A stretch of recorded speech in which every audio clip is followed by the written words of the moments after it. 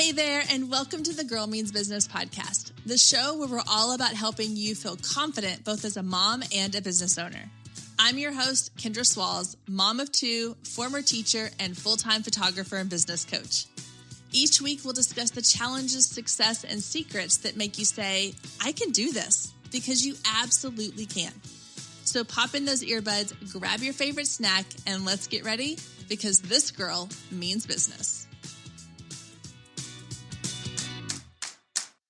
Hey there, and welcome to the Girl Means Business podcast. I am super excited you're here for this episode. We are going to be talking all about how to create a client experience that your clients are going to love, that they're going to want to talk about, they're going to want to share with their friends, with their family.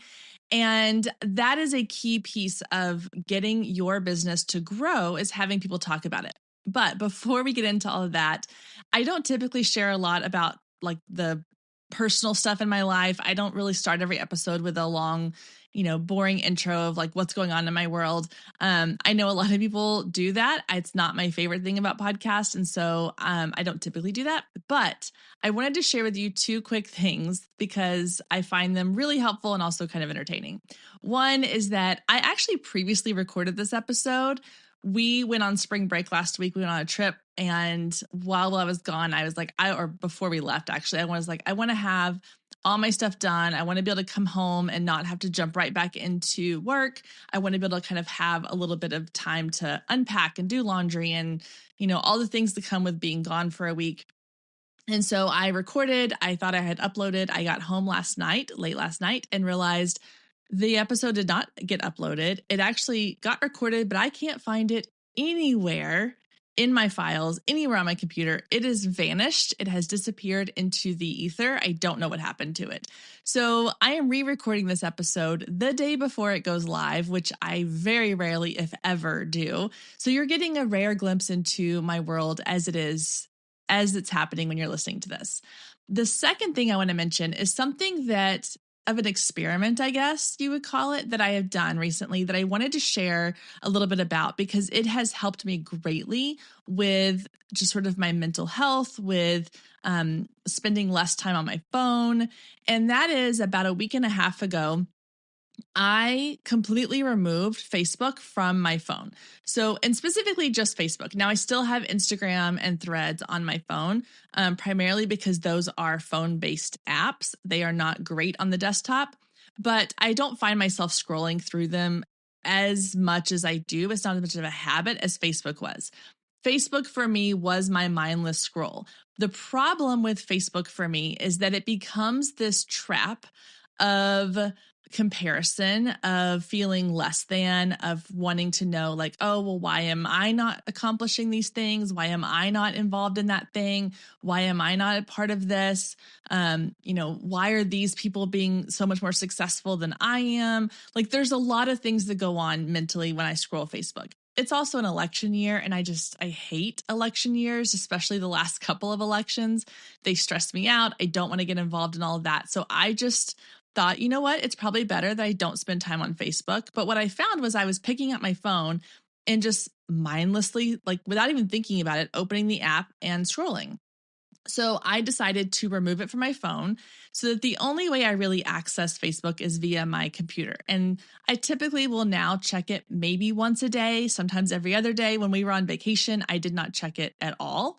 And it's been great. It has been so interesting, I guess is a way to put it, because the experiment was, if I remove this from my phone, one, am I going to miss it? Like, how much am I going to miss it? And two, will I just replace that addiction with another, with Instagram or with something else? What I found is, one, I don't miss it as much as I thought I would. In fact, when I do get on Facebook on my computer, I am really not as sucked in as I thought I would be. And maybe it's because it's not on my phone. It's not like a quick little scroll. I don't know. The user experience is different when I'm on the computer versus my app. But I find that I don't miss the content. I don't miss being on there hardly as much as I thought I would. In fact, hardly at all. Like I just don't miss it that much. Now, there are times when I'm like, oh, I want to go see what this person's up to, or, oh, I haven't seen this person post about their kids in a while. Like I want to go check out and see what their kids are up to, or family members, things like that. But for the most part, like I really have not missed it.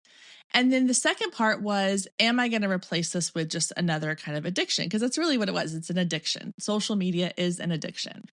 And I really thought that without having Facebook on my phone, I would turn to Instagram. I would turn to Threads or something else. And yeah, I do find myself maybe scrolling a little bit more on there, but not nearly as much as I did on Facebook. It was really interesting to see that since taking Facebook off of my phone, my screen time, you know how the Apple phone or iPhones give you like that screen time summary each week? My screen time has gone down. It started off, it went down by 25%. Now, the last week's screen time report is a little bit skewed, and I'll tell you why in a second, but it went down like 65%. So I don't spend as much time on my phone now that I don't have Facebook on there. So my point of all of this is it's okay if you need to take things off of your phone. It's okay if you need to put up some walls and say, hey, I'm not going to spend as much time here because it's doing this X, Y, and Z to my mental health.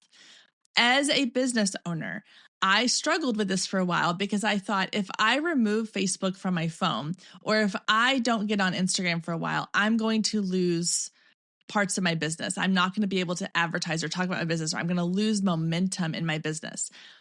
But really, that's not necessarily true, because I can still talk about my business on Facebook. I don't have to do it on my phone.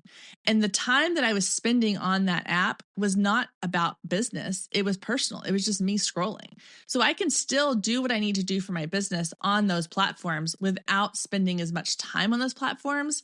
So when you hear people say like, oh, you need to be spending all this time doing X, Y, or Z, please know that is not necessarily true. You have to do what's best for you. And for me, currently, what's best for me is to stay off of Facebook as much as possible. Taking the app off my phone has been amazing, really, really helpful. Now, back to the other thing I said about my screen time, went down extra this last week. And that is because while we were on our spring break vacation, we left on Wednesday, we came back late Sunday night. I actually turned my phone off for a while, like completely shut it down, because we were going to a national park where there was no cell service. So I didn't really need my phone other than like for taking pictures, but I can use my husband's phone for that. I can do other things. And I knew that I would get distracted by notifications and text messages and emails and all the things that come through, even though I'd set like an out of office, email notification. I knew that myself well enough to know that when we were driving to and from places, if I got cell service and I had notifications coming in, I was going to want to check them. I was going to feel like I needed to be available in that moment. And I did not want that. I wanted to fully enjoy the time we had with our friends, the time we had with our family, the beautiful location that we were in. And so I turned my phone off, and anytime that my phone was on, it was on do not disturb. And I think that for me, I plan to leave my phone in a do not disturb mode 95%. Well, okay, let me change that. 75% of the time. And I have the settings set to where the people that might need me, my mom, my husband, my kids, like they are allowed, their messages and texts and calls will come through on that setting, but the rest of my notifications are silenced so that I can have focused time, whether it's doing podcasts, whether it's working on other things in my business, whether it's just driving and not wanting to be distracted by notifications. Because if you're like me, you get sucked into those notifications. When you hear that ding, it's like a Pavlov, is that how you say it? Pavlovian response. We'll go with that. When you hear that notification, you immediately want to grab your phone and go, oh, what's happening? Who's texting me? What email came through? What call am I getting? Which 90% are spam calls, so don't even worry about it. But I was having that Pavlovian response to my phone, and I want to not have that. I'm trying to break that. I'm trying to have a better relationship with my phone. That sounds really strange, but I want to have a good relationship with my phone. And these are some of the things I'm doing to help me get there. So I wanted to share that just because I know a lot of people that I've talked to have the same exact feelings. They're like, yes, I feel like I am addicted to this thing I carry around with me all day long, but I don't know how to break that. And so these are some things that I have been working on, kind of experiments I've been putting into place that I wanted to share with you that might be helpful. Maybe the do not disturb setting needs to be something that you can set up. You can change the settings so that if you need to get messages from certain people, you can, but all the other noise gets silenced until you're ready to focus on it, until you are ready to actively, look at it and dive into it or reply to it or whatever you want to do. And then just the removing the apps that are taking up that space in your day and that space in your brain and maybe are not always the most beneficial to our mental health can be really helpful. So again, I'm not saying this as any kind of like weird, like I just want you to be part of my world, which I do, but mostly I just was like, this has actually been working really well and I want to share it with you because I care about you and I want you to enjoy your time and I want you to be productive and I want us to all have a really good healthy relationships with our phone, with social media, with all the things. Okay, let's get into finally today's topic. We are talking about, like I said, the client experience. A good client experience can be the catalyst for incredible business growth because when people talk about your business, it will have such a larger impact on the other person when they hear it from someone that's a trusted friend or family or source than if they just come across your business randomly on social media or if they just hear about you through some other outlet or a Google search. This is why so many companies right now are leaning into user-generated content because they recognize the power in you being sold a product by someone you trust versus a company you may never have heard of or that you vaguely recognize the name from. User-generated content is the same thing as your clients having a great experience with you and going out and talking about it. The only difference is that a lot of times that user-generated content is being paid for by a company. There's a huge market out there for these companies that will go and say, I'm going to hire these small creators or these medium creators size-wise to talk about our products, to sell our products for us. So they're being paid to do that, but your clients can do it for you for free. So I want to walk through today in this episode some things that you can do before, during, and after a client works with you that will help create this great client experience that will have them wanting to tell their friends about it. So let's talk about what you can do before they ever work with you. So before they've actually hired you, before they've purchased from you, the number one thing that you're going to find is kind of a running thread throughout all of these is communication. The more information that you give to your clients, the more information that they feel like they are armed with before coming to work with you, the more comfortable they're going to be in the entire process. So the first thing I always say when it comes to a client experience is make sure that they have plenty of information up front. Let them know exactly what they can expect from working with you or buying from you. What is the process? How do they actually get in touch with you? How do they actually find the product they need? How do they sign up for your service?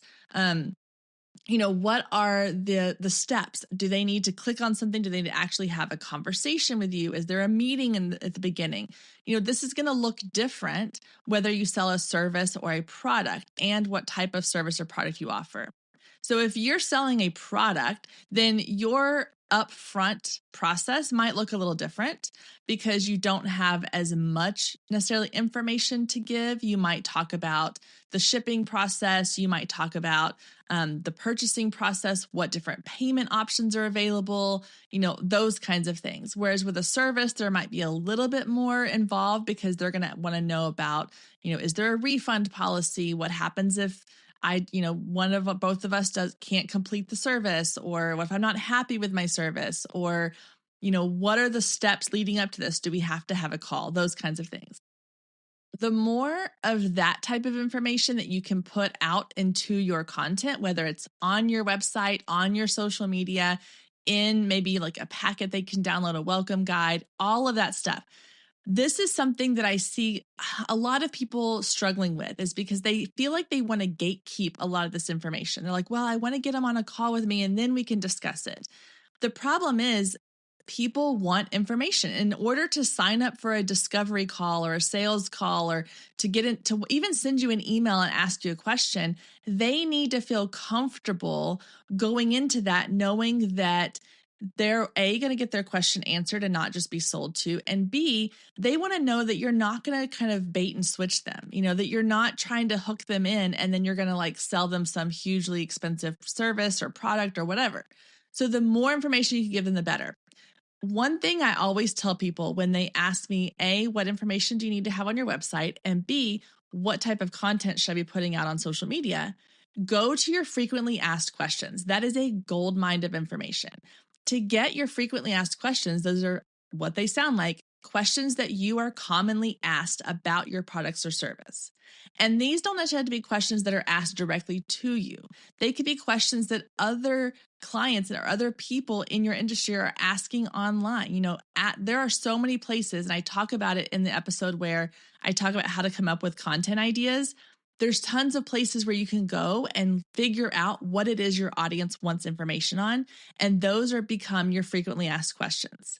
Turn those into content on your website and on your socials, anywhere you put out content. And that will help, A, your clients will know, or your potential clients will know that someone else has already asked this question, and B, you're providing the answer. So make sure those are included. And then the last thing before they ever work with you, make it super easy for them to contact you.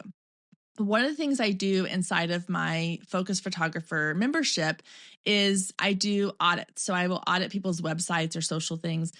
And one of the things that I find, or I look for specifically, and I find this often, is that it is not always easy to find the contact page. It might be in your menu bar, which is great. It might be in a drop-down menu, which is great.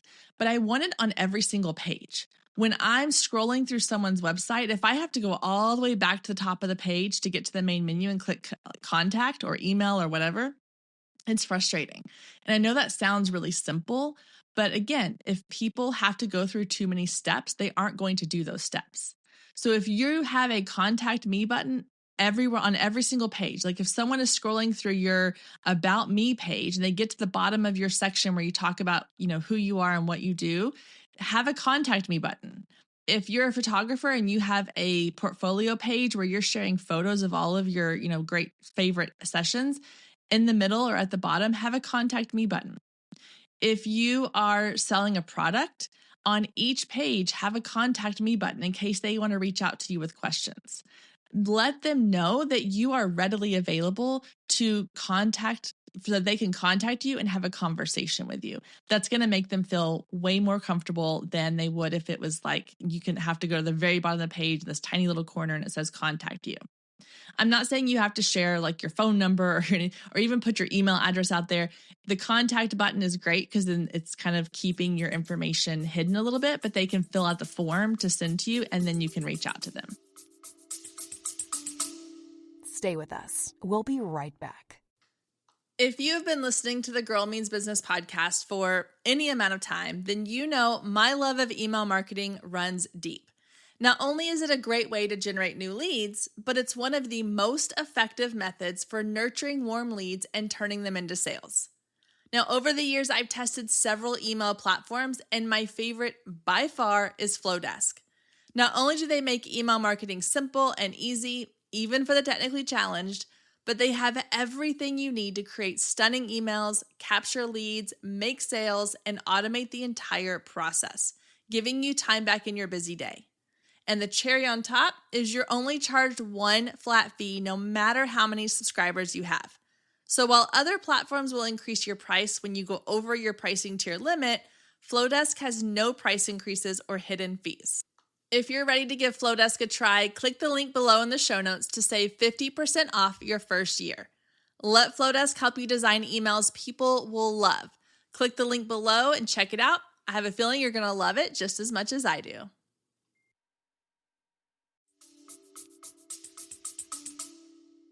Okay, the next one is while they're actually working with you. So they've come across your business, your brand. They like what they see. They say, yes, I'm excited. I want to work with you. I want to hire you for this service, or I want to purchase this product from you. Again, going back to that common thread, lots of communication, clear communication. I always say over communicate. Give them more information than they actually probably need at the time. Don't overwhelm them, but you want to make sure that they have everything figured out, because we are in our business. We know the steps, we know the process, but they don't. And so sometimes we assume that they know things or that they will understand things that they actually don't. And that leads to confusion, that leads to frustration, and that leads to a bad experience. So lots of communication, whether that's through emails, phone calls, Zoom chats, whatever it is that you need to do to make sure your audience, your clients feel like they have everything they need. The next one is to anticipate the questions that they might ask. So if you're going to hop on a call with a client, you need to already have in your mind, these are probably the questions, again, those frequently asked questions that they are going to ask, and have your responses ready to go so that you're not fumbling around going, well, I don't know. Yeah. Have it figured out. Know what your policy is on things. Know how things are going to go. If there are areas where your client gets to choose their own path, or like, I want to create my own package for this thing, then you need to have the information easily available for them to know what their options are. Because nothing is more frustrating than going into a situation and having a conversation where you're like, I need you to explain it to me like I'm 5, because I have no idea what you're talking about. A quick little funny story is, while we were on, and this is, I promise that ties into this. While we were on our vacation last week, one of the families that we were traveling with, we were out in the park and they were driving around, and they ended up with a giant screw in their tire. So we had to put the spare on. And then the next day we're like, well, we'll go into town and we'll get a replacement tire. So we were kind of calling around to these places to figure out like which one has a tire that's the one he needs. And we called this one place, and we were asking like, hey, we're looking for this specific tire. Do you have that? And he came back to us with this question. He was like, well, is it I'm just going to make up something here. He was like, well, is it a PRTC7 or a PRTT12? And I was like, I don't know what that means. He's like, well, is it a this or a that? And he rattled off some other thing. And I was like, I literally said, I need you to explain this to me like I'm 5, because I'm not in the tire industry and I don't know what those words mean. And then he was like, oh, sorry. And he broke it down in like a much simpler thing. A lot of times we tend to do that same thing with our clients because we don't recognize that, again, they're not in our business. They're not in our industry. So we want to simplify things as much as possible. Obviously, we don't want to talk to them like they're babies, but we want to make it as simple and clear and concise as possible so that there is no confusion, that they're not misunderstanding something, or that they're not, hearing a phrase and going, well, I'm going to pretend like I know what that means, but I really have no clue what that means. So just make sure we keep it as simple as possible. Give them clear timelines. So if you are working on a project with them and you say, okay, we're going to start on this date, then the next phase is about 4 days in, I'm going to send you this for you to look over and review. If that's all good, we'll move on to the next thing. So letting them know like when they can expect things from you or when they can expect to hear from you. And then the last one for while they're working with you is give them an easy way to communicate with you. Obviously, they probably started off with emails, but if they are now a client of yours and you want them to have another way to communicate with you, then you can offer that. I'm not saying, again, you have to give them your phone number. I don't recommend that. But if you have, maybe it's hey, if you need to get a hold of me faster, here's, send me a DM on Instagram, because those notifications come through more than my emails do. Or have a secondary phone number or a WhatsApp app or whatever for people to text you through. And that way they can get a hold of you. But giving them a way to communicate with kind of a direct line to you lets them feel like they are, again, special, and that you are going to want to put them ahead of everything else. Okay, last but not least is what to do after they actually work with you. So whether they have purchased something from you or they have, worked with you through a service, you don't want to just kind of drop them off after it's done. Nobody wants to feel like they've just been discarded after you've worked with somebody, you spent all this time and money with them. You want to feel like that you are now part of kind of their family. So you want to follow up to make sure that they're happy with the product or the service. I love it when I shop at like a little local place and I buy something and I end up on their email list or they get my number or whatever. And I get like a little text or I get an email. It's not annoying to me when they'll follow up a couple days later and be like, hey, thanks so much for stopping in. We love that you supported our small business. I'm just, I would love to know what your thoughts were. If you liked your product, you can leave a review here. I've had places like where I'll go get a massage or a facial and they'll do that. They'll send like a follow up. And a lot of times they're asking for me to leave a review and that's fine. I'm happy to do that. But the follow up is nice. Even if it's automated, it's still nice. So you want to follow up. You want to kind of just touch base with them after you have delivered their final product or service. And then let them know what other ways they can work with you. So let them know, like, if this is not the final thing, like, hey, if you ever are interested in these other things I offer, here's this, you're available to that. And give them an easy way to leave a review or share your business with others. One of the things that I've done, and I talk about this when I talked about how to get better, more reviews for your business, is I make it super simple for them to share my business with other people. And the way I do that is in my photography business, when I deliver their final images, it's in a digital gallery. So they get sent a link to a gallery where they can see all their images and they can download them. Inside of that gallery, I add an additional image, which is a graphic that I create in Canva. And I add one of my favorite images from their session to that graphic. And I will have it be, it's not so much a like thank you type graphic. It's more of a graphic that they can share on their social media. They can send it to a friend in a text. And it says, hey, or it says, I just had an amazing session with Paisley Lane Photography. I think you would love working with her as well. Here's her information. Make sure you tell her that I sent you to get 10% off of your session. And that works as their kind of referral card. A lot of times in the past, businesses would give you like a couple business cards to hand out to your friends. This is a digital business card, essentially, only I'm using one of their photos in it. And so it makes it a little bit more personal. And so that way, if they had a great experience, they can throw that photo up on their Facebook page or they can text it to their best friend and say, hey, here's one of our family photos, or here's a photo from my session that we did, and it shares it. And so finding little creative ways to ask them for a review or to make it super easy for them to share with other people is going to make it that much easier for your business to grow. So again, it doesn't have to be anything, crazy. It doesn't have to be anything that costs a lot of time or money, but it needs to be something. Keep it simple. It has to be something that's going to be easy for them. And so again, that digital card, you can go into Canva and you can just create a basic like referral card with your business information on it. But these days it needs to be digital. If you decide to do something physical, so if you have a storefront and you actually, have products that you're selling at your storefront, or you're going to, what are those, like events, or you're going to vendor shows, you can have physical versions too that you can drop into a bag or hand out to people.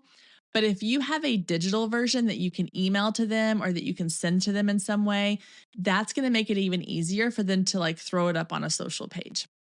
So all of that combined, having, again, that through line of the clear communication, staying in touch with them throughout the entire process, giving them all the information they need, making sure that they are clearly informed on timelines, deliverables, answering their questions before they even ask them. Those are all things that give a really great client experience. Anything else on top of that is just bonus. It's icing on the cake. It is going to, let me back up. I hear some people that say, well, I give all of my clients a little extra gift, or I provide this or that for them. That can be really nice. And I've had that happen when I've worked with somebody and they send me like a really nice little thank you gift, or they send me something in the mail, or they bring it to our meeting at some point. That's always really nice and helpful. But that is not going to be enough to get me to talk about your product or service to my friends. It has to be the entire package. It has to go from start to finish. So if you are focusing on your client experience and you want to get an experience that really sets the stage for them to be excited to share, you need to start at the very beginning. How can I create an experience for my clients that starts the minute they land on my website, the minute they hear about my brand, they go to my social page, what experience are they going to have, and then walk the rest of the way through. And then last but not least, I want to talk really, really quickly about how to up your experience. So if you feel like you already have a great client experience, but you're like, I don't know, I just feel like I can either make some tweaks or changes, or I need to be doing something else, then there's two things you can do. One is reach out to past clients and ask them, say, hey, I'm really kind of revamping and fine tuning my client experience. I would love to know if there were any areas where you felt like I did really well, any areas I felt like I needed improvement on. You could send out like a Survey Monkey or even just create a form in Google and send it out. You have to be willing to listen to what they have to say. Some people are going to skim right over the what can I fix part and just tell you the good stuff. But that's where you really need to get the information is what is it that your past clients can tell you that might help you to improve your client experience. The other thing is if you're like, well, haven't had a lot of clients yet, or I don't feel like my client experience has really been top notch yet, I really need to work on that before I get feedback, is ask people what experiences have they had with other businesses that really stood out in their mind as being a great experience. You could put this out as a poll on social media. You could put it out as a Facebook post. You could just send it out to your family and friends. But getting feedback on what are other businesses doing that created a really great experience. And it might be something as simple as they sent me a text reminder to let me know that my appointment was coming up or that we were meeting for this call at this time. It doesn't, again, have to be anything really grand. But I think you'll find some really helpful information in asking other people what their great experiences have been, taking that and figuring out how to apply it. I want you to also think about the fact that if someone says, well, I had a great experience with this, local store that was an actual like go in and shop in the store, and you sell a digital service or a digital product, I don't want you to think that means that the same concept can apply. They absolutely can. And that's one of the things that I have found to be super helpful is to look outside of my own niche, outside of my own industry. What are other people doing in other niches and industries that have been really successful? And how can that translate into my business, into what I'm doing? So hopefully this helps give you a good picture, a clear kind of plan of how to create this ongoing client experience that makes your clients feel appreciated, that makes them feel valued, makes them feel like they're not just another name or number or face, but they are someone who is important to your business. And that will make them definitely want to go out and share their experience with other people, getting you even more clients, which is always a great goal to have. All right, I hope this episode was helpful. Thank you so much for being here, for listening. I would love for you to leave a review for this podcast. If you have not already, you can do that on iTunes or Spotify and let me know what you think of the show. It's always helpful for not only letting me know what your feedback is, but for letting other people who come across the podcast know why they need to be listening to this as well. As always, thank you so much for being here, and I will see you next week, same time, same place. Thanks again for tuning into this week's episode. Don't forget to leave a review and follow us on socials at Girl Means Business. See you next week.